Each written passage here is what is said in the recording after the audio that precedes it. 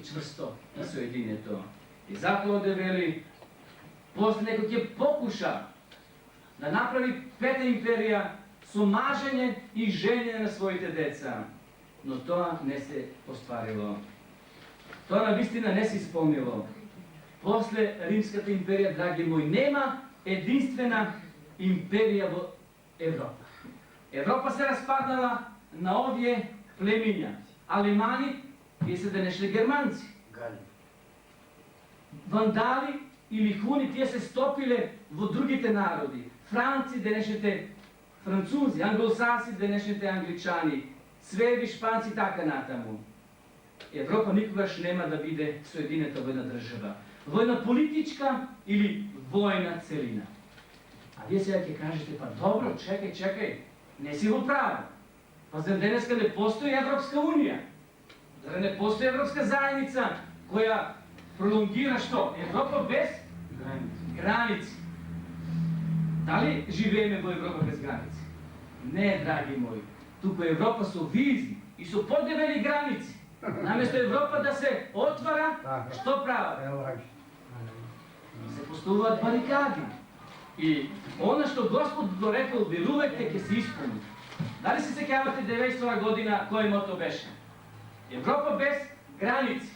Мајци носеа младите, имаше различни митинзи. Луѓето мислеа дека тука е наскоро ќе се обедини Европа, ќе стане една голема империја, светска сила и на тој начин ќе бидат јаки.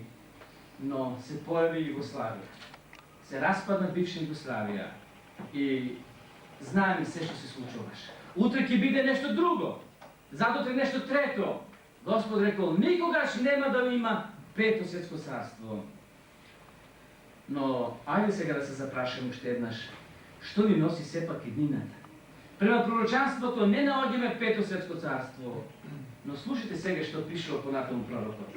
И во деновите на тие царства, на кои царства? На 4 кои се распаднале. Што ќе се случи? Бог ќе подигне царство кое нема да се разруши никогаш. И тоа царство нема да биде предадено на друг народ. Тоа ќе ги победи и разруши сите царства, а само ќе остане колку?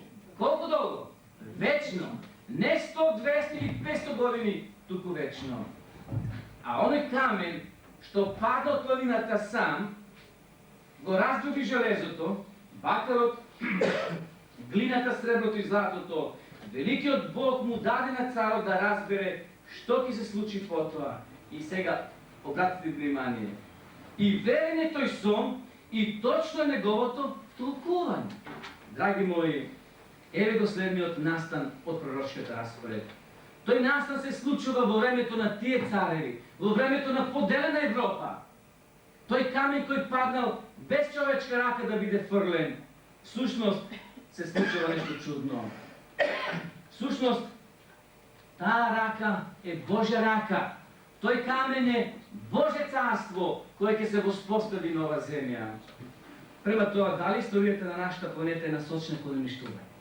Не. Секој кој ќе ви предвиди дека ќе доживееме смак на светот, немој да верувате. Верувајте му на Бога. Верувајте на Библијата. Точно дека ќе дојде крај на светот. Точно дека ќе дојде оган. Точно дека ќе дојде уништување. Но за кого? За оние кои денеска живеат по својата филозофија. Денеска кои јадат и пијат, од утре ќе умрат. Каква постои денеска една изјава? Јади, пи, то ти е се. Утре ќе умре. Но не, а после што ќе биде смртта. Има една песна, а после што тоа? Треба да застанеме и да се запрашаме. Вечерва доаѓат добри вести за сите нас. Радосни вести.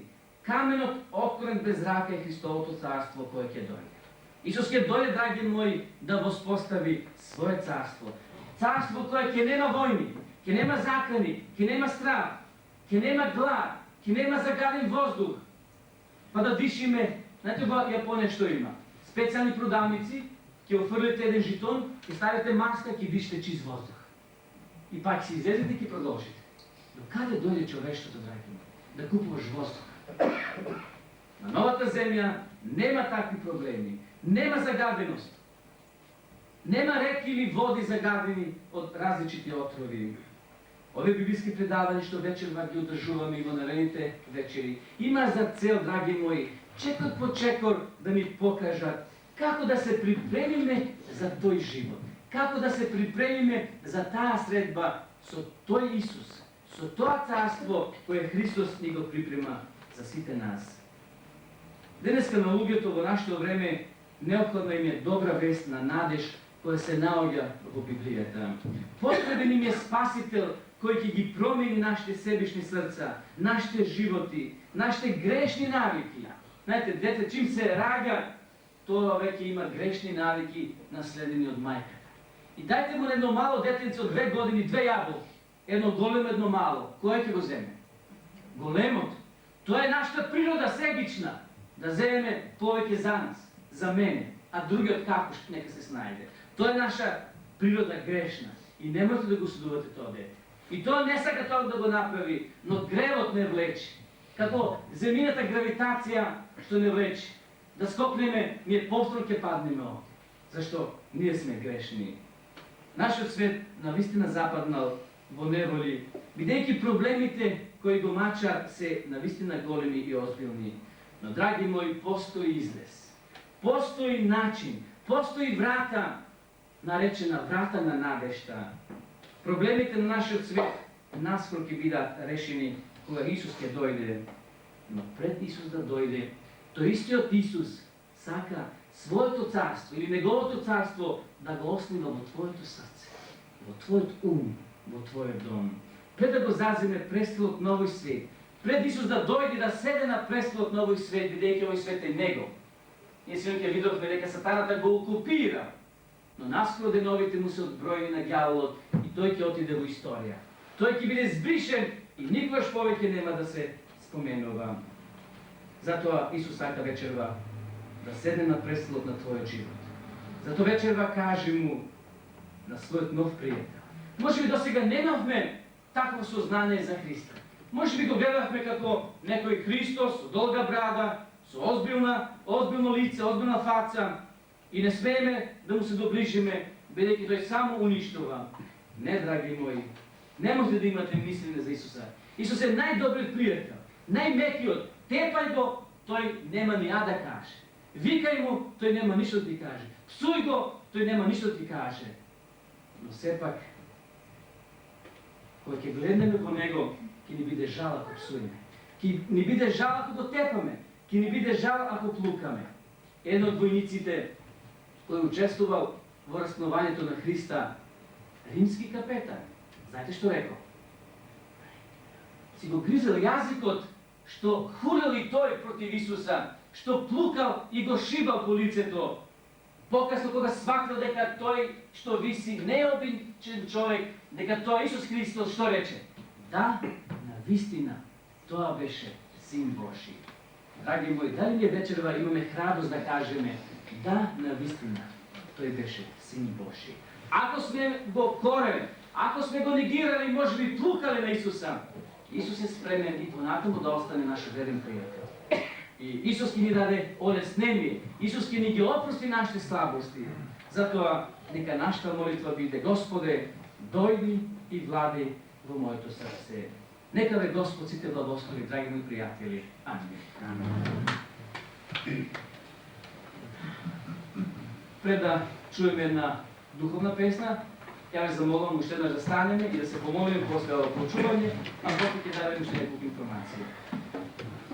Господе и Боже наш, од се срце ти благодариме што и денес сме живи и здрави, што ни поклони нов ден во нашиот живот, што го поминавме под Твоја закрила.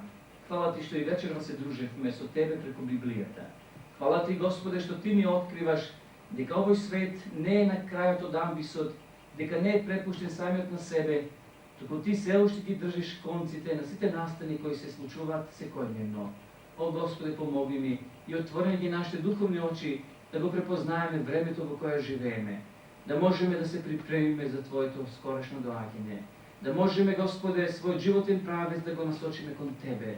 Ние сме свесни дека живееме на планета грешна, кај што ѓаволот доминира, кај што злото превладува, но Те молиме, влези во нашето срце вечерва, Исусе. Ти управувај со нашите мисли и со нашите постапки.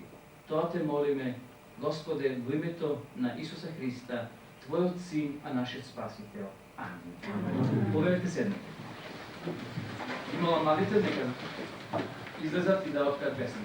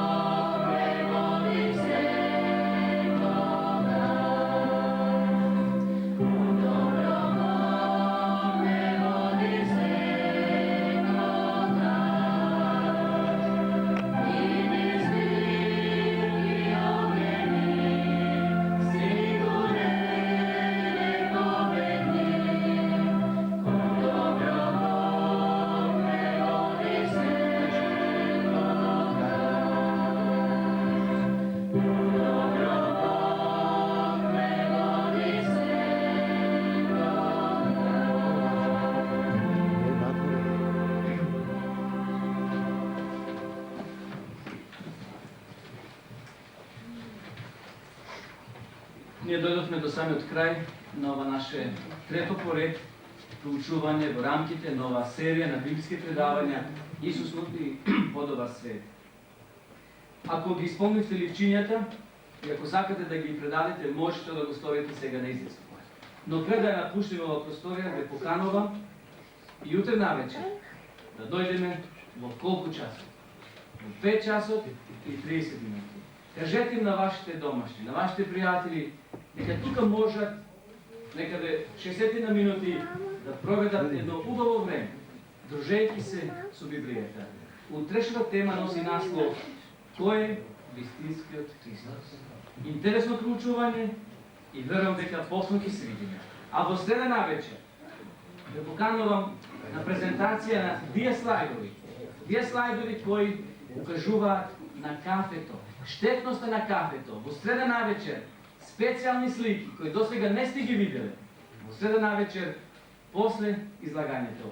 Но пред да излеземе од ова просторија, ние ќе погледнеме неколку тие слайдови. И вечерва припремивме, имајте трпение уште 5-6 минути да ги погледнеме нашите две слайдови кои зборуваат во врска со вечерашна тема. Нека Томе. Молам да биде упалено. Томе.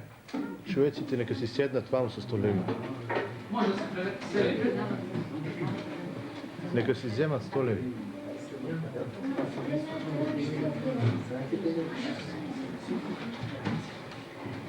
Ние вече разборувавме, драги пријатели, дека Господ Бог води сметка за се оно што се случува на оваа земја. Ние не сме изгубена планета во свемирот, туку за нашата земја Небесниот совет направил посебен план. И сите настани се случуваат токму по планот кој Господ го создал. Господ грижливо води сметка и тој ги држи конците на настаните избиднувањата овде и што ние живееме. Бог преку своите пророци пророци го најавил времето на првото Христово доаѓање, на второто Христово доаѓање. Преку пророците Бог ги открил сите царства во минатото. Преку пророк Јован, ова сега го символизира Јован Богослов, кој пишува за Новиот Иерусалим. Еве горе Новиот Иерусалим чист од злато, ние ќе зборуваме при крајот на оваа серија на библиски предавања. Значи Господ преку своите пророци ја открил историјата. Овој пророк Исаја, ова слика се покажува пророк Исаја, кој од Бога бил очистен и припремен за пророк, да може да послужи во името на Господ да зборува и да пренесува пораки. Господ Исус Христос, драги мои, тој кормилар. Нашиот свет не е брод без кормилар, кој е осуден на пропаст, како бродот принцеза Барнаба, која била осудена или бил осуден тој брод на пропаст. Исус го вози бродот. Исус раководи нашиот свет. Ние вечера го тргнавме пердето за настаните кои се случиле и кои ќе се случат во иднина. Кога ќе гледаме горе во свемирот, ние се восхитуваме на тие небесни планети, над звездите, на месечината и на сонцето, како по свој однапред одреден план се движаат. Ниту сонцето закаснува, ниту поранува. Туку денешните астрономи можат со години однапред да предвидат кај ќе се најде месечината, односно другите небесни тела. Зошто? Затоа што тие си имаат свој закон, свој ред. Не е стихија, не е случајно. Како што денеска некои научници велат дека човештвото, односно човекот потекнал од ништо, од тие водоземци, гмизарци, така, селекција до мајмун после човек. Не, драги мои, Господ го созда човекот од земен прав. Исус дошол на оваа земја, го напуштил небото. Ова слика го символизира ова јагне, тој е нашиот свет. Исус оставил 99 овци, или овој овчар, а ова слика е Исус Христос. И се упатил кон на јагне загубеното. Тој јагне е нашата планета. Адам и Ева се изгубиле кога му срутиле грб на Бога. И затоа Исус морал да дојде на оваа земја, да го даде својот живот и повторно тоа јагне да влезе во трвото, а трвото е синоним за сигурност, за заштита од непријателот. Еве го тој кип, царот на Навуходоносор лежи на својата постела и сонува. Сонил еден голем кип. Но, што се случило понатаму? Наутро кога се разбудил, бил вознемирен, но не знаел да им каже на врачарите, на гатарите, да им го каже сонот, а тие лесно може да го слагаат. Тие лесно можеле да му кажат царе, тоа значи ова или она. Но царот сега не знаел воопшто да им го каже сонот. И затоа го повикале Даниило. Еве го Даниило, кој дошол и рекол: царе, јас не знам, но има Бог на небото кој ти ја јавува тајната и збиднувањата кои ќе се случат во иднина. И Даниило почнал, драги мои, да му тумачи. Златната глава, тоа си ти, царе. Градите, како што е прикажано со сребро, тоа е Медоперсиското царство. Бедрата, бакарот, тоа е Третото царство, Грчко-Македонското, и доле колената и нозете од железо, а гледате доле прстите помешани со железо и со кал и со земја. Еве таа златна глава, символ на Вавилонската империја, царство кое неповторливо било покасно. Не се повторило. Тоа било најмоќно, најбогато, но сепак историјата предвидела второ царство. Еве, ова слика ни го прикажува тој пейзаж како изгледал Вавилон. Реката Еуфрат течела низ центарот на градот. Тука биле висечи градини, базенти, кај што уживале луѓето во тогашниот свет, раскош и благосостојба. Но сепак, денеска што се таму случува? Денеска тоа веќе не постои. Еве уште една слика како Навуходоносор ги поздравува своите симпатизери, своите луѓе во своето царство. Но што се случило со тоа империја? Одеме понатаму. Тоа уште една слика, дека Вавилон располагал со голема флота на бродови и тргувале со целиот тогашен свет, со злато, со сребро, тргувале со скапи животни, со стока, едноставно биле најмокни на светот. Но денеска еве што се случило. Денеска не постои веќе на лицето или на земјата тој град. Тој е збришен со земјата, бидејќи така пророкот предвидел, тоа царство било срушено. Ние сега отидовме скоро на Третото царство и на Четвртото. Но сепак ги опишавме, значи, металите на тој кип кој царот го видел во својот сон. И така доаѓаме се подолу и подолу на тие царства. Еве го кипот или ова статуа на Александар Македонски. За време на неговиот живот е направена во камен исклесана и е пронајдена. Археолозите ја пронашле кога ископавале. Денеска, драги мои, археологијата ја потврдува Библијата. Овде имаме на книга, може да се снабдете. Археологијата ја потврдува Библијата.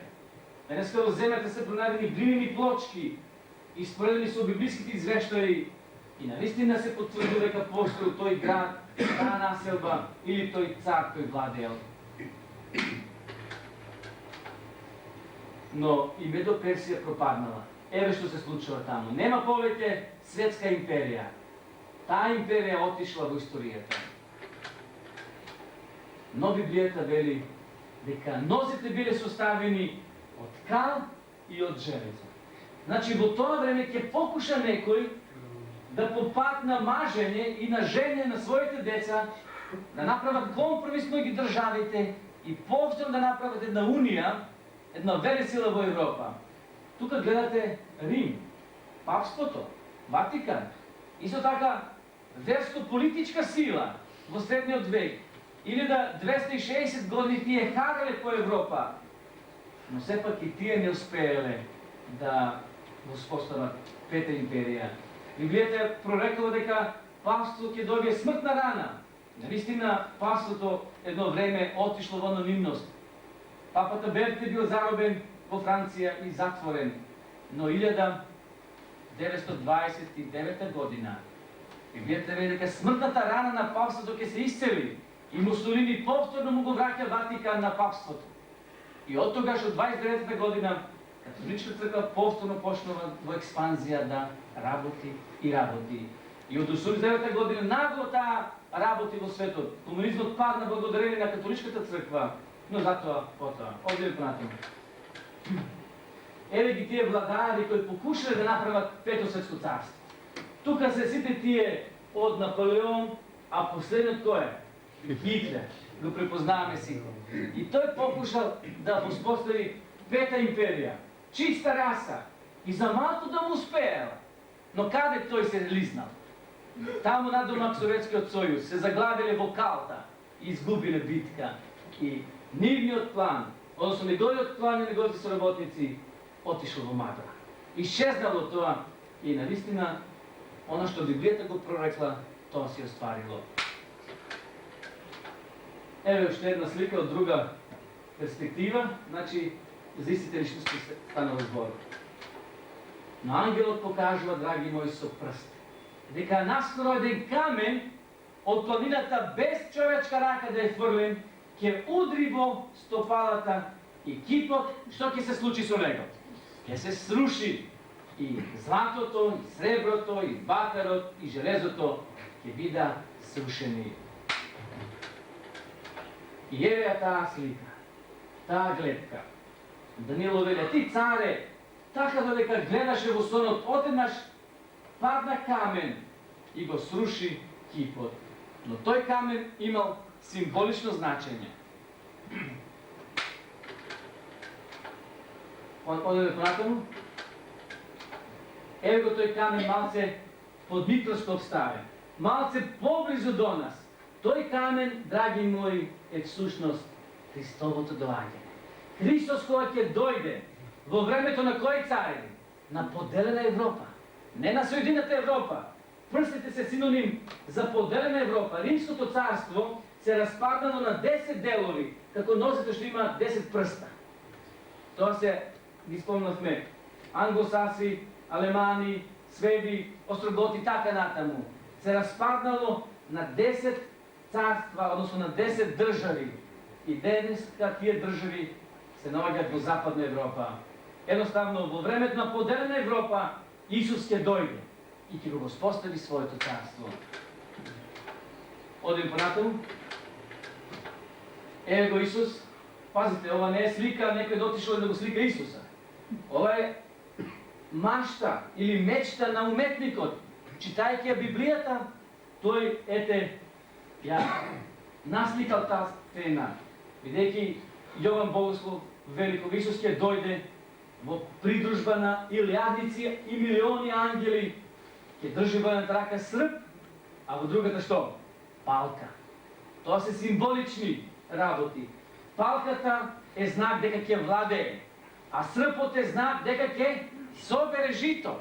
Житото оди во житниците, во амбарите, а плевата каде оди? На гумно, односно во оган. И сега Исус доаѓа како цар. Еве неговата круна, некако безпомошно бебенце, таму завиено во пеленки во шталата меѓу кравите, во сламата. Не, сега Исус ќе дојде како господар над господарите, да се ја поврати земјата што била негова, но сатаната ја украл од Адам и Ева, и тој сега владе веќе 6000 години. Ангелите трубаат. И знакот на трубата ќе биде знак да станат мртвите, но не сите мртви, само праведните, а грешните ќе станат после 1000 години, за нив во наредните вечери. Еве оваа сцена која укажува на новата земја, на тој рај, кај што ќе се живее вечно, кај што ќе нема болести, кај што ќе нема болки, кај што ќе нема загаден воздух, кај што ќе нема пестициди, кај што ќе нема отрови боеви, кај што ќе има вечна младост, вечна радост. Оди имаме наши стари баби. Таму ќе нема стари баби. Сите ќе бидеме млади. Таму нема болести. Таму ќе бидеме вечно млади. Драги мои пријатели, Господ припрема место и за тебе таму, и за твоето семејство, и за твоите деца, и за твојот сопруг, и за твојата сопруга. Само под услов.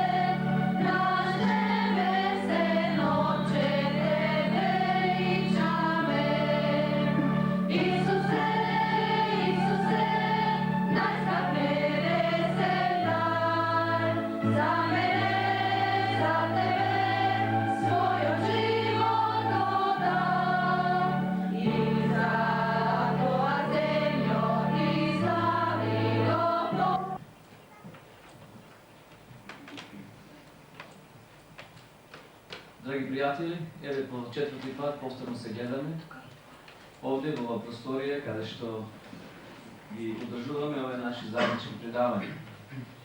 Ние полека веќе се запознаваме меѓу себе, вие кои сте редовни. Вечерва приметувам дека имаме и нови помеѓу нас. И затоа сите сте најсрдечно поздравени од мене и од сите ние кои учествуваме во самата организација на овие библиски предавања. Еве времето полека си одминува. Вечера сме по четврти пат. Вечерва имаме интересна тема која носи наслов Кој е вистинскиот Христос? Пред да поминеме на самото излагање, да се за еден миг подсетиме на она што го синоќа зборувавме. Синоќа зборувавме за темата која носеше наслов Кој управува со светот? И вие кои бевте,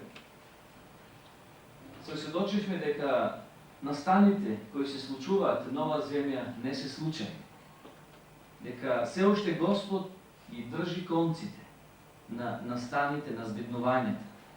Ние го проучивме оној голем лик или кип кој го царот на Водоносор сонил многу одамна, скоро пред 3,5 години. Но сепак Господ на тој цар му го открил планот, односно историјата на збеднувањата на оваа земја на која ние денеска живееме. Исто така би сакал да ви информирам, драги пријатели, браќи и сестри христијани, дека постои можност да изучувате Библијата по дописен пат благодарение на дописната библиска школа од Скопје. Сите вие кои сакате, можете да земете по една картичка после на излезот. Ова допишување бесплатно, без обврски, се достава преку пошта на ваша домашна адреса. Меѓутоа, стотици луѓе се благодарни токму на ова дописна школа, што можеле на еден непосреден начин да ја запознаат Библијата. Исто така можете да поставувате прашања. Можете на ливче хартија да ги напишете вашите прашања, да ги доставите до мене, а ние во наредните вечери ќе дадеме одговор на тие ваши прашања. Среќа, вие кои бевте, знаете дека пуштивме по едно ливче на кое пишува неколку реченици и на последната реченица пишува би сакал да ја добијам бесплатно книгата Големата борба. Па, бидејќи вечерва има нови помеѓу нас, ако некој сака, може да добие лист хартија, да ја стави својата адреса, а ние во следниот месец, кога ќе излезе од печат таа книга која е бесплатна, ќе ви ја врачиме. Книгата се вика Големата борба. Тоа е ова книга, меѓутоа ова е за продажба, ќе излезе ново издање, специјално за поклон на сите оние кои се заинтересирани да ја изучуват, да ја проучуват Библијата. Ова е големата борба помеѓу Бога или помеѓу Христа и Сатаната. Овде е опишена реформацијата, Мартин Лутер, Јан Хус и сите тие реформатори кои живееле во средниот век. Се зборува исто така за сегашноста, а има информации за иднината, за Христовото доаѓање. Затоа, ако сакате, тебе нашиот редар ќе помине и ќе им достави на сите оние, на сите вас кои сакате и после можете на излезот да го предадете овој лист хартија, за да можеме на ваша домашна адреса да ви ја врачиме таа книга. Вие кои зедовте синоќа, нема потреба повторно. После, кога ќе заврши ова наше заедничко предавање, драги пријатели, ве поканувам да останете на едно кратко дружење со топол чај и со кекс, да останеме уште едно време, да можеме да се запознаеме. Ако имате некое прашање, можете директно да ни го поставите. За вечерва добивме едно прашање. И јас би сакал да кратко одговорам, пред да поминеме на вечерашната тема. Прашањето гласи: зошто православните ја слават неделата, а вие саботата? Кој го прави? На ова прашање ќе имаме специјална тема на 13 ноември, кога ќе имаме предавање под наслов Кој ден да празнувам. Но може би некој е нестрплив да ја дочека таа тема. Јас само ќе кажам неколку библиски информации. Зошто православните ја слават неделата, а вие саботата? Ние читаме Библијата што ја читат сите христијани на оваа земја. Читаме, значи, Библијата, Светото писмо. И во неја наоѓаме дека Господ за 6 дена го создал светот, а во седмиот одморил. Према Библијата, значи, кога го читаме и законот, 10 Божи заповеди, во 4-та заповед, точно ни е прецизирано дека саботата е ден за светкување. Еве само за еден миг да пронајдеме втора книга Мојсеева, 20 глава, читаме овде под 8 стих. Помни го саботниот ден за да го празнуваш. 6 дена работи и сврши ги во нив сите работи своји. А седмиот ден е сабота Господова на твојот Бог. Тогаш немој да работиш никаква работа, ни ти, ни синот твој, ни ќерката твој, ни слугата твој и така натаму. Значи, вели овде 11 стих, зашто за 6 дена го создаде Господ небото и земјата, морето и се што е во нив, а во седмиот ден си отпочина. Господ, драги мои, се одморил во седмиот ден. Не затоа што Господ бил уморен, Господ никогаш не се умара. Тој создавал со збор. Меѓутоа им дал пример на луѓето како и на кој начин да ја држат, односно да ја слават саботата. Тој во Стариот Завет. Има многу стихови. Исто така имам и во Новиот Завет. Во Новиот Завет има множество стихови каде што Исус заедно со своите апостоли исто така ја почитувале, ја славеле саботата. Бидејќи саботата е урамена, драги мои, во 10 Божи заповеди. Еве уште еден текст на крајот. Вака вели во посланието до евреите, страница 276 во Новиот Завет, 4 глава, 9 стих. Но за народот Божи се уште останува почитката саботна. Значи, 4 глава, 9 стих, евреите, страница 276. Овде вели за народот Божи. Секој кој сака да биде Божи народ, треба да ја слави саботата. Тоа го вели Библијата. Затоа ние како црква и како поединци, како верници, сме се одлучили да ја славиме саботата, затоа што така Библијата вели. Затоа што Исус тоа го правил. А ние сите веруваме во Исуса, меѓутоа, на жалост, некои го држат неговиот ден, а некои не. Но, еве толку, повеќе за тоа ќе стане збор на 13 ноември, кој ден да празнуваме. Кој ден Господ го посветил и го одвоил за светкување, еве не е вечерва и нешто читавме од Библијата за тоа. Но добро, одиме сега на ова наше вечерашно проучување.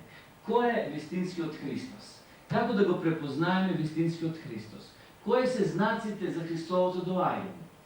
Дали Бог или Исус оставил знаци по кои се препознава вистинскиот Месија, вистинскиот Спасител? Летот на Вселенскиот брод Аполо 12 бил нормален. Нормален само во првите 36 секунди. А потоа, се вели во извештајот, се случило нешто неочекувано. Удвил гром во капсулата на брод. Знаете, бродот е насочен према небото и одеднаш удара гром на самиот брод. Црвените сијалички, се вели во извештајот, се запалиле на командната табла на бродот. Астрономот Гордон покасно, еве со кои зборови го опишал овој настан. Нешто слично да ни покажале пред тоа на симулаторите за вежбање, би кажале дека такво нешто е невозможно. Дефектот бил така голем, што изгледало дека не можело да се поправи. Драги мои браќи и сестри христијани, колку овој вселенски брод личи на нашата планета, брод кој носи преку 5,5 милиарди патници и ита со брзина преку 100.000 км на час.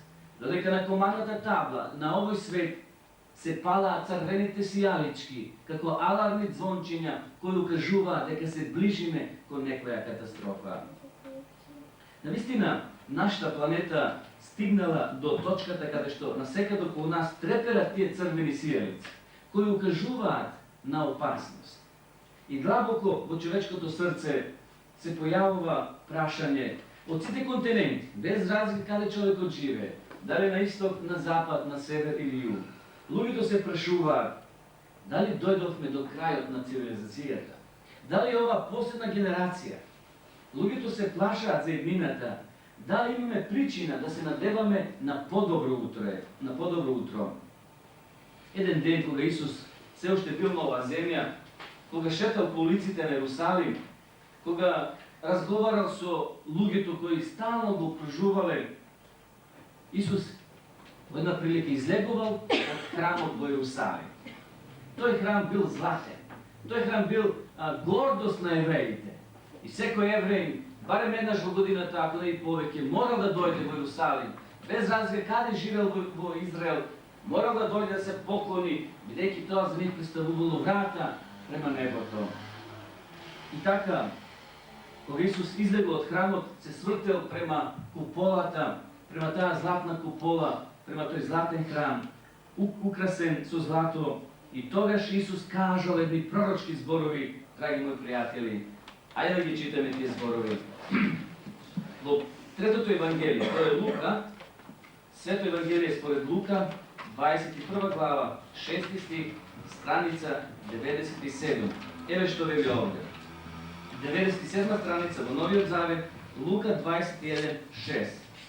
Ке дојдат дни и од сето ова што го гледате нема да остане ни камен што не ќе биде урнат. Значи си предпоставуваме како тоа изгледа. И Исус стои во двориштето и го гледа тој величествен голем храм.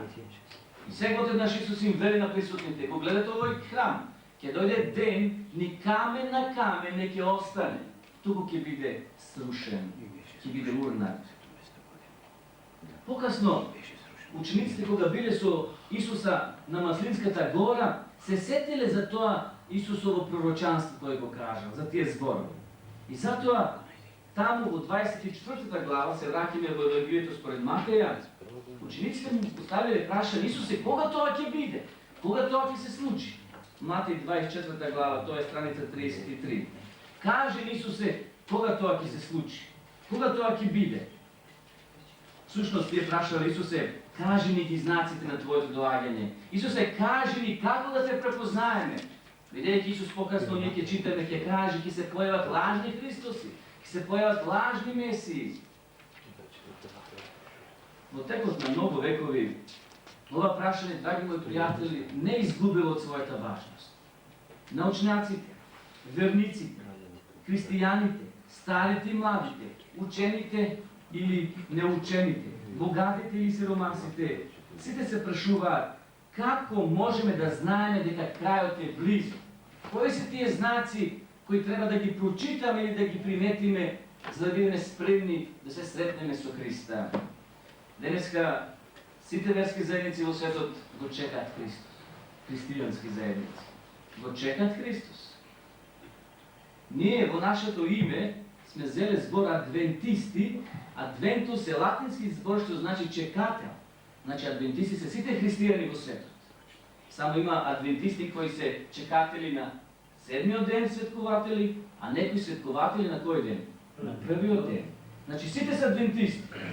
Да не ги споменам сега по име верските организации кои ги има на овие простори. Сите го чекат Христос, па и ние го чекаме Христос.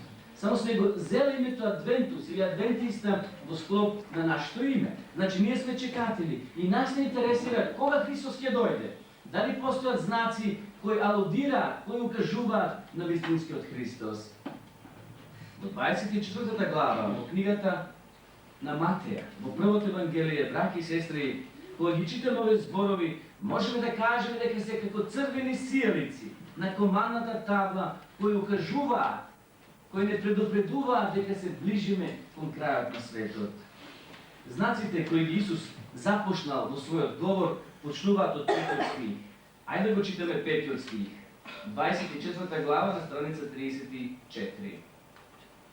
Зошто мнозина ќе дојдат во моје име говорејќи: јас сум Христос, и ќе прелажат мнозина. Драги мои, ова не е така речено да го исполни местото во Библијата. Ова има своја тежина, своје значење. Исус рекол дека ќе дојдат многу мина во чие име? Во Христово име. И ќе прелажат мнозина, значи ќе имаат успех тие кои ќе го имитираат Исуса во науката, во тумачењето на Библијата. Лажните Христоси нема да бидат обични шарлатани, бидејќи Библијата вели дека мнозина ќе поверуваат во тие лажни учители. Факт е, драги мои пријатели, дека во последните денови на овој век во кој ние живееме, се повеќе и повеќе доаѓаат и се јавуваат такви луѓе кои го имитираат Исуса или пак покушаваат да прават чуда во својот живот. Некои велат, еве, ова е патот, појдете со мене, јас сум Христос. Се слушале за Саи Баба.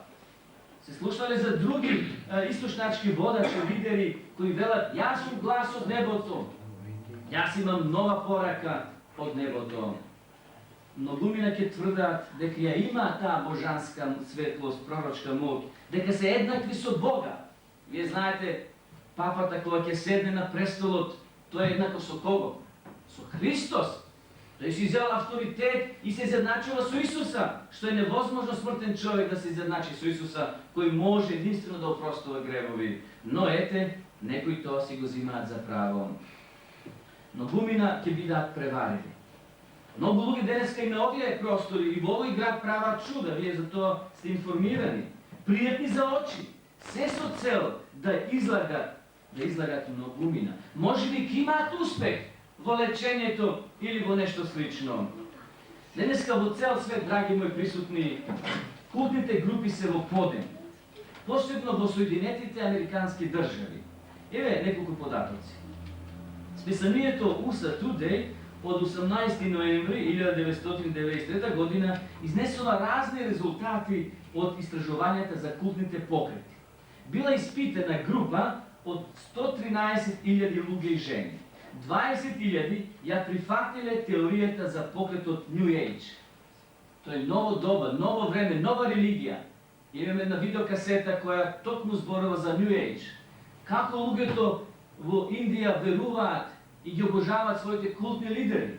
И таа наука од Индија полека се пренесува во Америка, во Англија и во Западна Европа. Луѓето, брати и сестри, толку паѓаат ниско на ниво испод животно во овој поглед, New Age. Меѓутоа, луѓето се повеќе и повеќе веруваат во такво нешто. Култните лидери како Джил Джонс и Давид Кореш ги одвеле своите следбеници во неочекувана и страшна смрт. Пред неколку години се сеќавате какви вести стигнаа од Тексас, Америка, кога неколку десетици луѓе затворени во еден ранч има пресметка со кого? Со полицијата во Америка. И сите беа уништени, односно биени, а тука имало и деца. Слично е и со останатите култни лидери. Еве имам овде од Нова Македонија извадоци од 27. март ова година. Мистериозна смрт на 39 лица. Се сеќавате за тоа? Еве неколку податоци. Сите тела очигледно на возраст од 18 години и постари беа исто облечени во темни панталони и со соодветни темни патики. Горниот дел од телото, вклучувајќи го лицето им, беше покриено со триаголни пурпурно-црвени покривки. И така натаму, сега читаме од ова страна. Вака вели. Инаку пред 4 дена во Квебек, Канада, беа пронајдени телата на 5 лица. Во Канада исто така. Тие били симпатизери на еден специјален култ.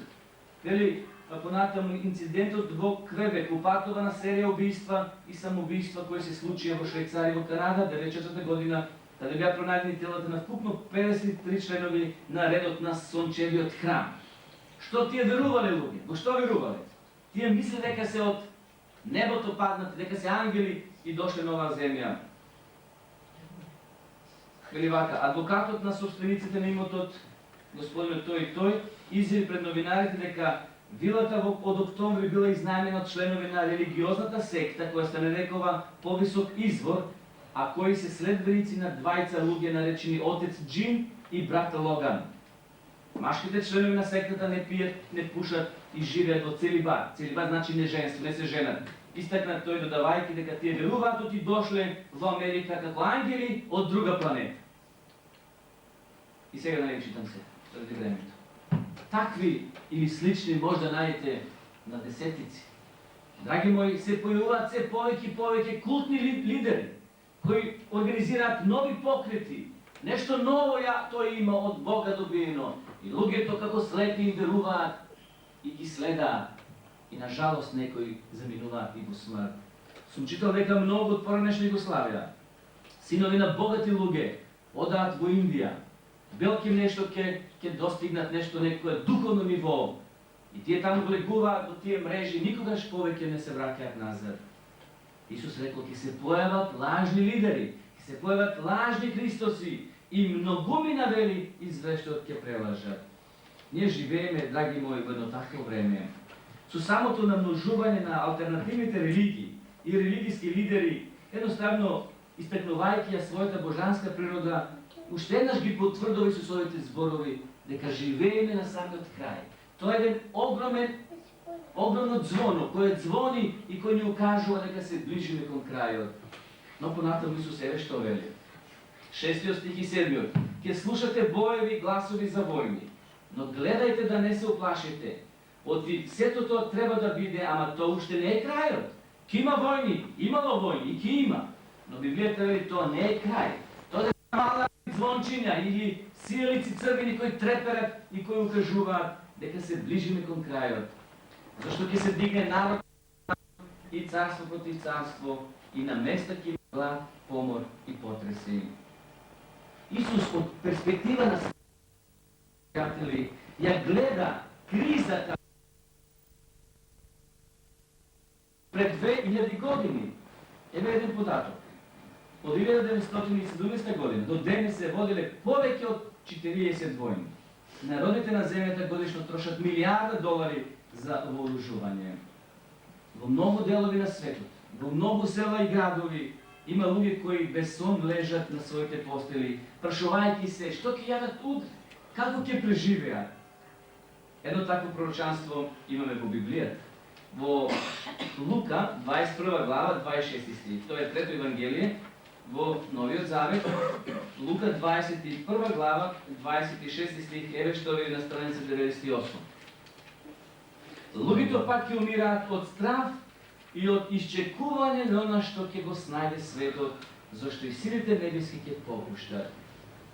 Што да кажеме, драги мои, за трагедијата која зафати наша Југославија поранешна? Што да кажеме за Сомалија, за Руанда, за Нигерија, за поранешниот Советски сојуз, за Албанија, ова пролет исто така имаше етнички внатрешни сузири. Значи, тие етнички граѓански војни станаа секојдневни. Граѓански војни се водат во голем број на земји денеска. Денеска најчест збор кој го користат дипломатите или политичарите, знаете кој збор гласи, како гласи? Дестабилизација.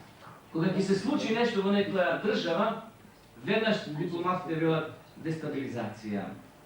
Како Исус верно, точно го опишал времето во кое ние живееме. Ќе слушате боеви и гласови за војни, но гледајте да не се уплашите. Некој ќе каже, може би, па од секогаш имало војни. Да, драги мои, од секогаш имало војни. Но денешните војни се окрутни, така страшни и расширени, и што ги сметаме за неизбежни. А Исус, знаете што рекол во Откровението 11 глава 18 стих. Ајде ги читаме овие интересни зборови кои се однесуваат токму на времето во кое ние живееме. Откровение 11:18, тоа е страница 294 во Новиот Завет.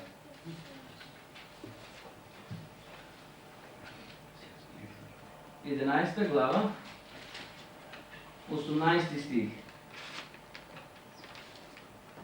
И се разгневија народите, и дојде Твојот гнев и времето да им се суди на мртвите. Значи, на мртвите ќе им се суди. Тие не заминуваат веднаш во рај или во пекло. А за тоа ние ќе зборуваме на 12 ноември каде одиме после смртта. Меѓутоа, е само успат тоа го кажувам. И се разгневија народите, и дојде Твојот гнев и времето да им се суди на мртвите и да дадеш награда за слугите Твои. Значи, едни ќе добијат награда, а едни ќе добијат што? Суд.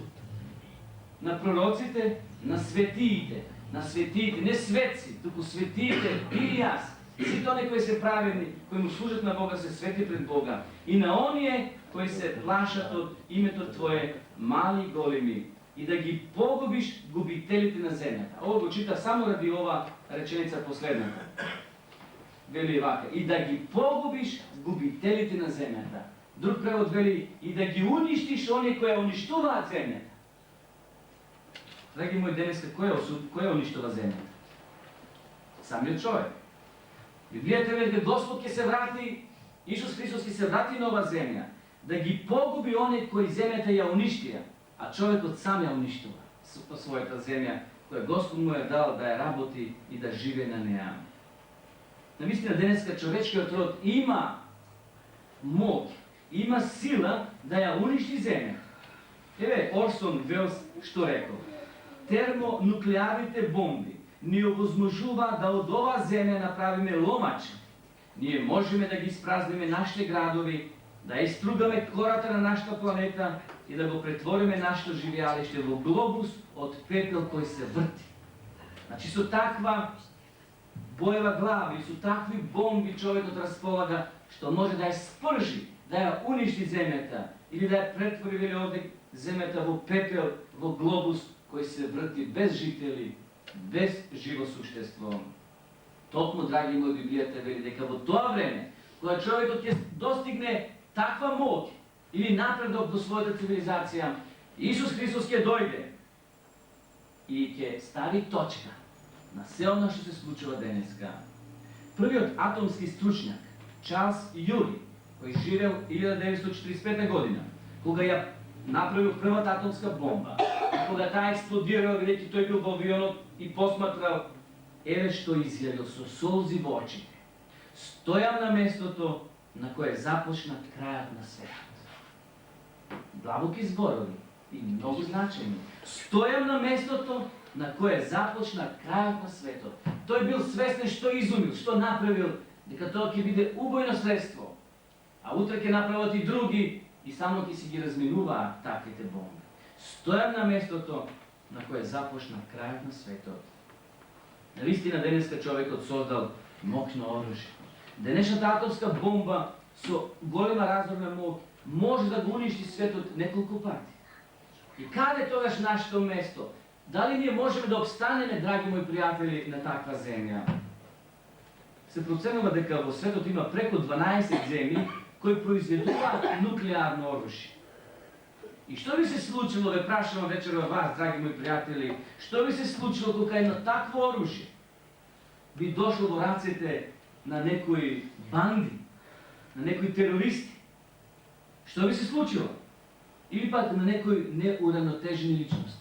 Само да притиснат копче и таа би се лансира. Што би се случило, ве прашувам? Значи, нашата судбина не е сјајна. Гледајќи од перспектива на денешнината, дали нашата судбина, драги мои пријатели, и нашиот крај неминовно ќе се судри со некоја нуклеарна војна, каде што сите ќе бидеме уништени? Не.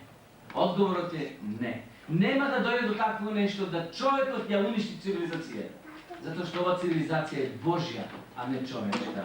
Исус ќе дојде, вели Библијата, да не избави од ова нуклеарна катастрофа.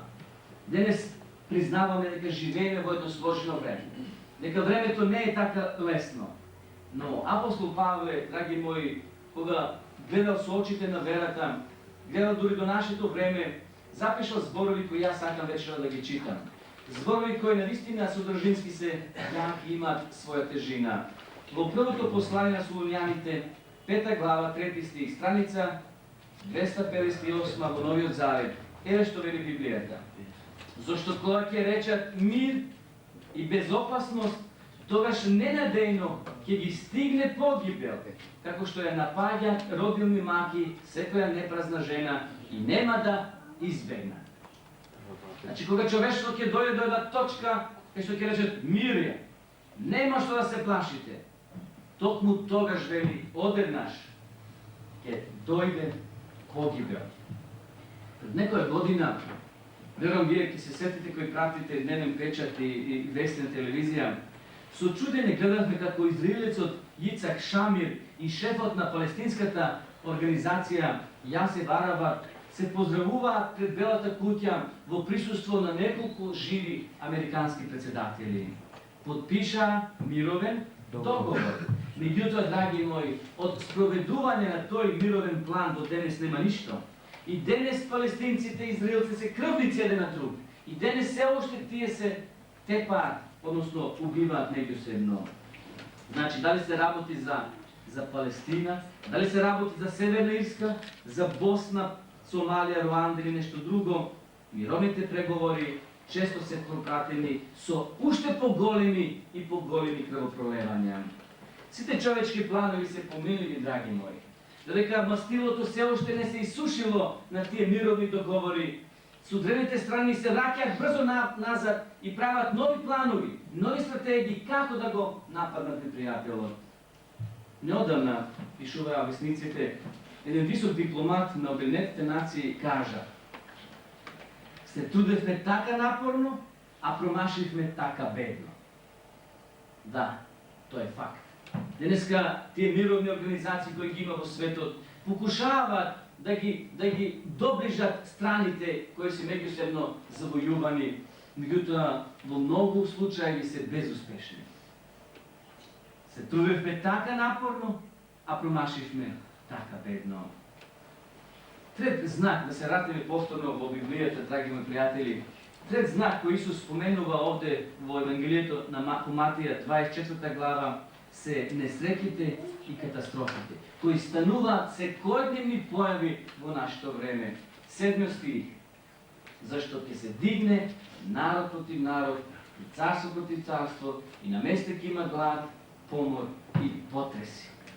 Несреќите, катастрофите се секојдневни на насловните страници во весниците. Гладот хара на сите континенти. Бангладеш, Сомалија, Руанда стана земји синоним за гладот. Во Руанда, знаете колку избеглици има, колку луѓе без своите кровови останаа и ги напуштеа своите домови. Во Индија живеат 700 милиони жители, а 2/3 од нив без доволно храна. Во Африка повеќе години веќе владее суша, така да научнаците проценуваат дека од 70 до 90% од сточниот фонд е уништен. И што луѓето ќе јадат, со што ќе се хранат. А што да кажеме за бегалците? Посебно во Европа тие се погодени. Милиони луѓе поради разни војни, поради разни сукоби остана без кров над својата глава. Меѓутоа ни богатите не се поштени. И тие стравуваат за својот имот. И тие стравуваат за своите средства. Неволите, маките, поморите ги мачаат сите денеска. Не само луѓето, туку и животните, посевите и шумите. Неодамна еден фармер во едно интервју, кога бил запрашан колку пати ги прскате јаболките, за една сезона човекот еве што кажал. Од 12 до 15 пати во текот на една сезона штетници има толку многу што би останали без јаболки, ако да ги прска. А тоа се отров. Ако го земете во права количина, вистинска, ќе се отроваш веднаш. Меѓутоа, со мешање во вода, тој се разблажува и се нанесува првим на тие грањки. Тоа прскане уште во март месец, после во тој ќе пушат, како се викат оние цветови, па се развива јаболкото 15 пати, со отров се прска, за да се заштитат јаболките од штеточини. А ние тоа го конзумираме, ние тоа го после јадиме. Значи, индиректно влегува тој отров и во нашиот организам. Денес болестите не ги напаѓаат само билките или само луѓето, туку сите, се што живее на оваа земја. Ракот скоро во сите варијанти се шири како епидемија, уништувајќи ги како младите, така и постарите. А нова современа губа, ако ја додадеме и она другата сида, која ги напаѓа они кои самите се виновни за оваа болест, но понекогаш и често пати и они кои не се виновни за тоа. И пророчанството вели: ќе има глад, ќе има помор, ќе има земјотреси. Бројот на земјотресите само во последните 50 години драстично се зголеми. Денес годишно се регистрира преку 3000 потреси во светот и навистина нашата земја, земјата која, драги мои пријатели, станала нестабилна. Едноставно природата се грчи под теретот на тешкиот терет на гревот и под теретот на природните катастрофи. А што да кажеме за воздухот? Нешто слично синоќа кажеме за тоа. Меѓутоа, воздухот и водата се загадени. 97% водата е солена. Не знам тој податок дали сте го знаели. 97% водата е солена. Тука се океаните, морињата и сите други места кај што се собира таа вода. 97% е солена. 3% е питка за човечка употреба, а 1% е незагадена од тие 3%. Значи, 97% е солена, 3% е питка. Од тие 3%, 2% се загадени, а 1% ни останува за употреба. Дали имаме тогаш славна иднина? Дали тогаш треба да бидеме оптимисти дека ќе живееме весно нашата нова земја? Наистина живееме во еден свет кој станал неподнослив. Сите црвени сијалици во физичкиот свет зборуваат и укажуваат дека ова генерација е загрозена. Но, драги мои, доаѓаат радосни вести за нас. Оптимистички вести. Не треба се плашиме за нашата иднина. Исус ќе се замеша пред било која нуклеарна бомба да го уништи светот. Исус ќе се замеша, бидејќи крајот треба да го каже Исус, а не човек. Исус ќе прави точка на сите настани. Еве, Исус вака го опишал последното време. Се враќаме во 24 глава во Евангелието според Матеја, од 37 до 39. Но како што беше во деновите на Ноја, така ќе биде и при доаѓањето на Синот човечки. Оти како што во деновите пред потопот јадеа, пија, се женеа и се мажеа до оној ден кога Ној влезе во ковчегот. И сега приметите. И не узнаа додека не дојде потопот и истреби се. Така ќе биде и доаѓањето на Синот човечки. Се женеа, се мажеа. Не е грех да се жениме, да се мажеме. Бог рекол, раѓајте се и множете се. Бог рекол, секој човек треба да има своја жена и тоа е библиски дозволено. Меѓутоа, каде бил гревот? Гревот бил во што луѓето се претвориле во стомаци. Само јадели, пиели, ждереле, немале време за Господа. Порастот на разводите, драги мои, само во последните неколку години во подеб се намножуваат разводите, брачните разводи. Еве, овде имаме податок. Само во Америка, во 1990 година се развеле 1.175.000 бракови. А земете друг податок, односно слушате друг податок, од 93 година. Склучиле брак 2.351.000. Запаметете. 2.351.000, а се развеле 1.206.000. Скоро пола. 50-50. Значи 2.351.000 брак склопен, 1.206 бракови се развеле. Библијата вели и не осетија, и не почувствуваа жителите во предпотопниот свет, кога дошла водата и ги однела. Како тоа да не осетиле? Како тоа да не го виделе, драги мои? Кога Ној цели 120 години проповедал, го најавувал крајот, ја најавувал таа голема катастрофа. Големиот брод кој Ној го градел, едноставно бил потсетник на стварноста која се приближувала. Меѓутоа описот, што Исус го опишува овде времето на Ное, со нашето време, всушност ни открива нивната немарност и равнодушност. И денеска е слично и полош. Луѓето се равнодушни кога станува збор за вистината, кога станува збор за спасението и за Исуса Христа. Луѓето 5 пари не дават. Мисля дека така ќе биде вечно. Меѓутоа, описот на овие луѓе ни укажува дека денешна генерација е иста како и во времето на стариот Ное. Тие луѓе тогаш слушале само толку да може да ги отврат опомените, да ја запечатат својата судбина во пиење и веселба. И денеска луѓето слушаат, знам вели, се одржуваат таму предавања, знам, таму има тој човек, сум слушал ова, сум читал за Исуса, меѓутоа информативно, и тука запираат, стават 3 точки. И не сакат повеќе да навлегуваат. Исто како луѓето во времето на Ное. Слушнале дека Ное прави таму некој си брод и дека ќе дошло вода и дека може да се спасат оние кои ќе влезат. Информативно слушнале, но не од срце.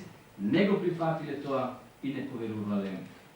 И луѓето и денес, драги мои, не се промениле. Ние и понатаму се губиме во илјадници неважни работи. И понатаму слушаме повици, но како едва да ги слушнеме тие Божи повици. И така, од една страна луѓето се немарни, а од друга работи ѓаволот. Подигнава се повеќе и повеќе лажни пророци, лажни Христоси на сите страни. А исто така се намножуваат и војните, потресите, епидемиите, гладот незапирливо го уништуваат човештвото. Драги мои, нашата генерација не потсеќа дека е слична на генерацијата на стариот Ное.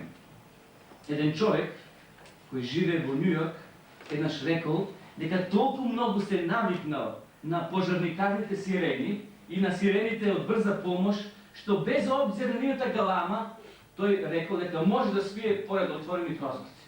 Воопшто не му сметале. Зошто? Се навикна. Му отрпнале ушите. Значи, тие сирени, знаете какви се јаки. Или овие сирените од брза помош. Меѓутоа, тој можел да спие поред отворени прозорци. Дали, драги мои, и ние до таму дојдовме? Дали наша генерација отрпне на повиците Христови и останува неми? Дали ние сред овие збидувања во светот станавме толку непочувствителни на пораките, па можеме мирно да седиме? Дали не ги приметуваме тие црвени аларни светла кои укажуваат дека се ближиме кон крајот? Исус напоменал дека околностите кои придонеле да се случи потоп ќе бидат исти или слични како и во времето на неговото второ доаѓање. Деновите на Ное, читате во прва Мојсеева 6 глава 5 стих, биле исполнети со силеџиство, со злословство, со беззаконие. Изборувајќи за таа морална расипаност на нашето време, апостол Павле запишал следно во Римјаните 1 глава 26 и 27 стих. Римјаните 1 глава 26 и 27 стих, тоа е на страница 193 во Новиот Завет. Еве што вели овде извештајот. Затоа Бог ги предаде на страни страсти. Жените нивни природните потреби ги заменија со противприродни. И мажите исто така, оставајќи го природното зближување со женскиот пол, се распалија со желби еден кон друг и вршеа срамни работи, мажи со мажи, добивајќи отплата каква што одговараше на нивните заблуди. Драги мои, во некои држави ова веќе е легализирано. Па и во Словенија е легализирано, но ова како што се вика хомосексуализам. И на Запад тие веќе јавно манифестираат и својот живот јавно го кажуваат. Овде Библијата прорекла, мажите вели оставајќи го природното зближување со женскиот пол, се распалија со желби еден кон друг. Ова се знаци кои укажуваат дека човекот ќе се расипи морално, ќе падне пониско дури од животно. Такво нешто било и во времето на стариот Ное. Затоа Бог рекол, доста е. Првото предавање ние го имавме, се сеќавате. Доста е. Не можам повеќе да ги поднесувам. Ќе уништам ова генерација. И навистина Бог така направил. Времето полека, драги мои, одминува. Гребовите кои предизвикале пропаст на предпотопниот свет постојат и денес. Кога пишувал книгата Светот во пламен, се зборува дека Били Грејм, тој еден американски теолог, евангелист, на својата жена Рута и ги дал првите глави да ги прочита. Знаете, тој пишал ракопис и сега ги дава на жената да ги прочита, за да има некои забелешки, ако има да ги исправи така натаму. Кога неговата жена ги прочитала првите глави од книгата Светот во пламен, му ги вратила ракописите и кажала: Били, ако Христос скоро не дојде, ќе мора да ги воскресне Содом и Гомор и да ги замоли за прошка. Драги мои, ние знаеме Содом и Гомор зашто били уништени. Денеска е мртво море таму. Били расипани морално. Но кога жената ги читала овие ракописи, дошла до заклучок дека тие били многу поправедни него ние денеска. Наша генерација е порасипана. И затоа жената рекла: мора Господ да им се извини што ги уништил. Ако правиме некоја скала. Денешна генерација е многу порасипана. И затоа Бог не предупредува и не повикува да се осврнеме кон себе. Да не гледаме на други, него себе и своето спасение. Дали сум го прифатил Христа? Дали сум го повикал да биде тој во мојот живот водач? Дали се потпирам на Библијата или на традицијата, на обичаите кои човекот ги воспоставил? Освен овие знаци, драги мои пријатели, Исус споменува и уште некои знаци. Ајде се вратиме за момент пред да го завршиме ова наше вечерашно проучување, во Матеј 24 глава ќе читаме 29 стих. Еве што вели овде извештајот. Матеј 24:29. И веднаш помаките, страница 34. И веднаш помаките на тие дни, сонцето ќе потемни и месечината нема да ја дава својата светлина, и звездите ќе попаѓаат од небото и силите небески ќе попуштат. Овие знаци Исус ги предскажал дека ќе се појават непосредно пред тешките околности за живот, како што се војните, гладот, епидемиите, немирите и силиџиството. И световната историја ги забележала тие податоци. Јас си ги спомнам. На 19 мај 1780 година се случило нешто чудно. Феномен помрачување на сонцето. Дали сте некогаш виделе помрачување на сонце? Јас сум за мојот животен век еднаш или два пати сме гледали преку затемните стаклици. Меѓутоа тоа природно е. Кога научниците можат да предвидат и кажат до толку часов, до тој ден може да гледате замрачување на сонцето. Но ова што се случило на 19 мај 1780 година никој не може да го предвиди. Тоа било нешто чудно, феномен. Фармерите тој ден се вратиле од своите ниви. Толку било темно, мрачно, што фармерите се вратиле назад во своите домови. Законодавната скупштина во државата Хартворд помислиле дека луѓето кои живееле во таа држава дека дошол крајот на светот. Луѓето се возбудиле, луѓето се оплашиле. Некои од пратениците во парламентот, кои како ние вака што седиме вечерва, седеле на своето заседание, некој предложил да го прекинат тоа заседание. Но еден пратеник рекол: не, ако е ова крај на светот, сакам да ме Бог затекне на должност. Предлагам да продолжиме под свеки. Бидејќи немало електрична струја тогаш се уште. Значи, тој феномен бил чуден. Мрак ја покрил земјата. 53 години после тоа, 13 ноември 1830 година, се случил друг феномен. Паѓање на звезди. Паѓале звезди од небото. Шките биле полни од луѓе, мислејќи дека тој е смак, тој е крај на светот, и дошле да се молат на Бога, да ги Бог прими и да им опрости на нивната тврдоглавост, што дотогаш не верувале во Него. Луѓето помислиле повторно дека тоа е крај на светот. Кога поминала таа случка, луѓето полека излегле од црква и се вратиле на своите секојдневни работи. Овие знаци, драги мои, го обележале 18 и 19 век како претходник на крајот на времето. Тие однапред укажуваат на последната генерација, на лажните меси, на војните, на гладот, на потресите, на беззаконијата. Сите овие знаци укажуваат дека живееме во последно време, на последното скалило пред Христовото доаѓање.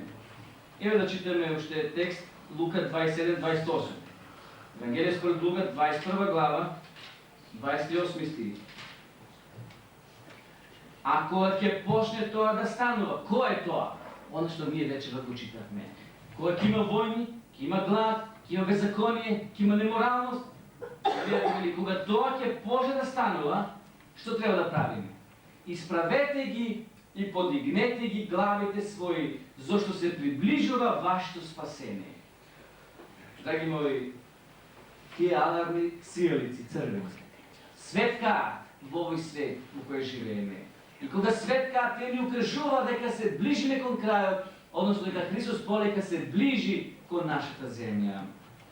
И завршувајќи го своето излагање, во 24 глава од Евангелието според Матеја, Исус кажал уште нешто, што е многу значајно, што е многу битно, токму во ова време, денеска во кој ние живееме. А верувам дека и вие ќе се сложите. Матеј 24:14. Најголем знак кој денес се исполнува, и тоа е еден од последните знаци, дека сме на самиот крај пред Христовото доаѓање. Матеј 24:14. И ќе биде проповедано ова Евангелие за царството по целиот свет, за сведоштво на сите народи, и тогаш ќе дојде крајот. Драги мои, Евангелието денеска се проповедана во цел свет. Јас имав прилика да видам ова лето во Австралија. Со така таму држав едно вакво предавање. Таму се проповеда, не сум видел толку цркви во Мелбурн како што има во тој град. Црква во секоја улица. Бидејќи има 180 нации во Австралија, во цел свет дојдени. И секоја нација се отвара своја црква, една или повеќе, према бројот на жителите. Луѓето без разлика што се на запад веруваат повеќе во Бога, него и ние овде на исток. Но сепак и овде на исток, кај што сме ние, се повеќе и повеќе се проповеда Евангелието. Пред Исусовото доаѓање деспотските режими се распаѓаат, комунистичките држави се распаѓаат. Ние бевме учесници во тоа. Железните тврдиња и берлинските ѕидови, што? Исчезнуваат. Евангелието продира во срцето на човекот. Дури најревните аналитичари и политичари се изненадени што комунизмот така брзо падна. Го снема и замина каде? Во историјата. Денес Евангелието се проповеда во сите земји и тоа на современ начин. Ние минатата година од Таладарци имавме можност преку сателит од Америка да пренесуваме. И цел град гледаше цел месец библиски предавања од господинот Марк Финли. Со наш превод и луѓето тоа го слуша во своите дома. И ако Бог даде живот и здравје за година, повторно ќе бидеме вклучени во таа сателитска мрежа Нет 98, кај што цел свет ќе биде покриен. И Австралија, и Америка, и Европа, и Азија, сите континенти. Денеска се употребува најмодерната технологија да се пренесе глас и слика, односно да се пренесе Евангелието до секое срце. Но сите не мора да поведуваат. Сите не мора да станат христијани, бидејќи Исус рекол, ќе се проповеда по целиот свет. Зашто? За сведоштво на сите народи. Едни ќе се осведочат и ќе кажат, аха, добро, точно, така е, но благодарам, јас не го прифаќам. А некои ќе речат, јас тоа го барав цел живот.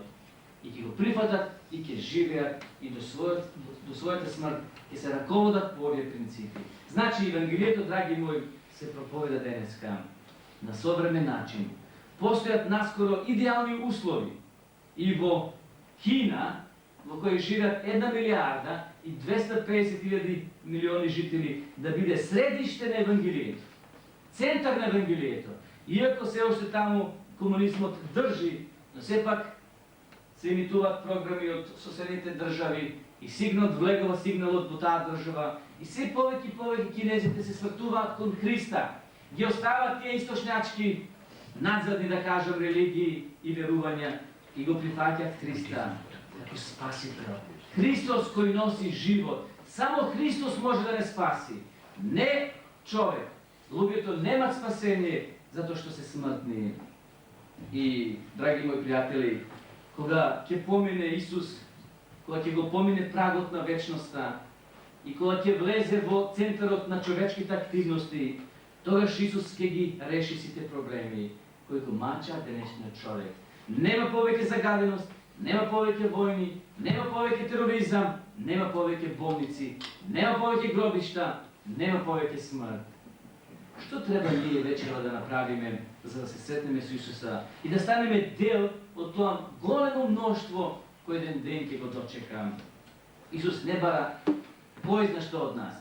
Исус не бара нешто што ние не можеме да го поднесеме или да го дадеме. Исус бара од нас само понизни срца. Да го побараме, тој да влезе во нас. Да побараме прошка за нашите гревови. Да ги отвориме нашите срца и да го замолиме Бога, тој да ни помогне. Тој да ни помогне во нашата припрема. И на крајот дозволете ми да прочитам уште еден текст во Откровението Јованово, последната книга во Библијата, 3 глава, 20 стих. Еве што вели. Ете, стојам пред вратата и тропам. Чука. Ако некој го чуе гласот мој и ја отвори вратата, ќе влезам при него, ќе вечерам со него и тој со мене. Драги мои, вечерва Исус чука на твоето срце и на моето. На твојата врата, од твојот ум и на мојата. И вели, ако сакаш, отвори. Ќе бидам твој гостин, ќе бидам твој пријател, ќе вечерам со тебе, ќе имаме една блиска заедница и можеш да се подпреш на мене секогаш кога си разочаран, кога си отворен може да од друштвото, може би од домашните, може би од работа. Кога немаш ориентација, дале ќе тргнеш сега. Читавме пред малку, Исус вели, подигнете ги очите своји. Доста гледавте доле во смрт, доста гледавте во темно и во празно. Гледајте во мене. Исус вели во Евангелието според Матеј 11:28. Дојдете кај мене сите кои сте обременени, сите кои сте уморни, кои сте натоварени. Аз ќе ви помогнам во тоа. Затоа моја желба и молитва, драги мои пријатели, да ве Бог благослови и да го пронајдете вистинскиот Христос.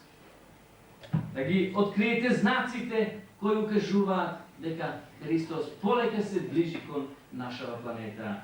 Но затоа ние треба да извршиме припрема. Ние треба да се припремиме за да се сретнеме со Него. Бидејќи Христос ќе дојде.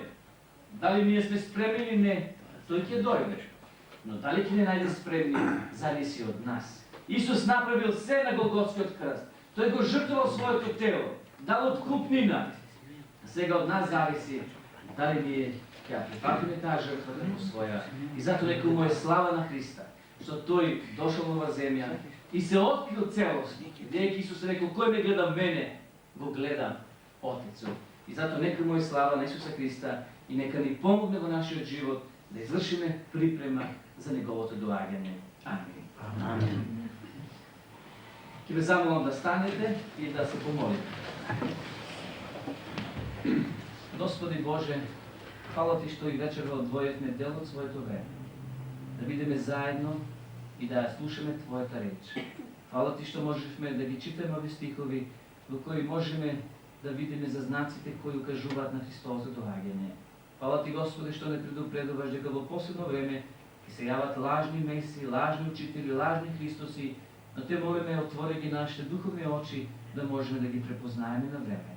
Да не бидеме, Господи, прелажени, бидејќи ќе има многу луѓе кои ќе бидат прелажени и на тој начин ќе се оддалечат од Тебе. Но Ти благодариме денеска што Ти не повикуваш да дојдеме кај Тебе, односно да отвориме вратата на нашето срце и Ти да бидеш со нас, наш учител и наш спасител. Ние тоа, Господи, го сторивме. Ти дозволуваме да влезеш во нас и помогни ни во нашите слабости, во нашите мани, во нашите гревови кои ги правиме, да ги отстраниме со Твоја помош и така да бидеме победници и наследници со Тебе во вечноста. Тоа е наша желба и молитви. Те молиме, Господи Исусе, во името Твое. Амин. Амин. Повелете се. Сега ние ќе чуеме уште една духовна песна. Нека повела се.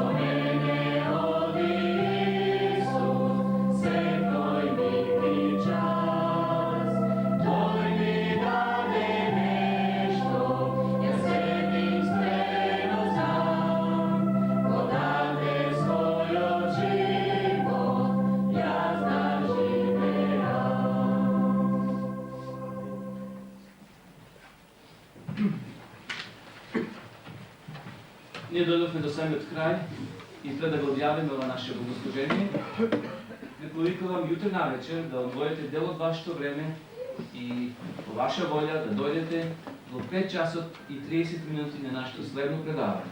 Зошто добрите страда? Прашање кое излегло од секоја уста. И ние некогаш сме прашали и сме кажале: Боже, а зошто комшијата мораше да умре? А зошто се случи ова или она? Утре навечер, библиски одговор, зошто добрите страдаат. А во среда навечер, специјални диапозитиви за кафето. Дали е штетно или не да се употребува кафе. Во среда навечер не забравите да дојдеме, освен темата што ќе имаме, редовната, ќе имаме, значи, неколку минути посветено за употребата и за штетноста на кафето. Вечерва ќе немаме диапозитиви, утре навечер ќе имаме повторно, значи со ова ние вечерва го завршуваме ова наше предавање. Може да останете и да се послужите со чај и со кекс и со дружење, уште малце, да останеме и после ќе бидеме слободни. Значи, довидување до утре, до 5 часот и 30 минути. Благодарам.